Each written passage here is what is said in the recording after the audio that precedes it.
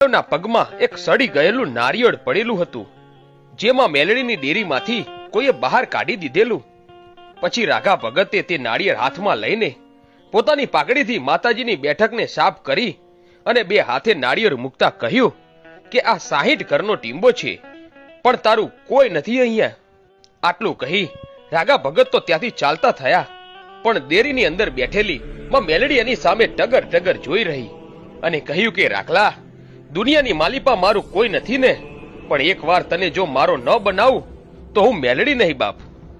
પછી તો કહેવાય છે કે મેઘલી અંધારી રાતનો 12-1નો ટકોરો થયો અને ત્યાં તો ધૂળના તડીમલામાંથી સડી ગયેલા નાળિયેરમાંથી નનામી બાળકી એવીમાં મેલડી સવવેતની નાગણી બની અને ગુંજારની ઊભી બજારમાંથી પસાર થાય છે.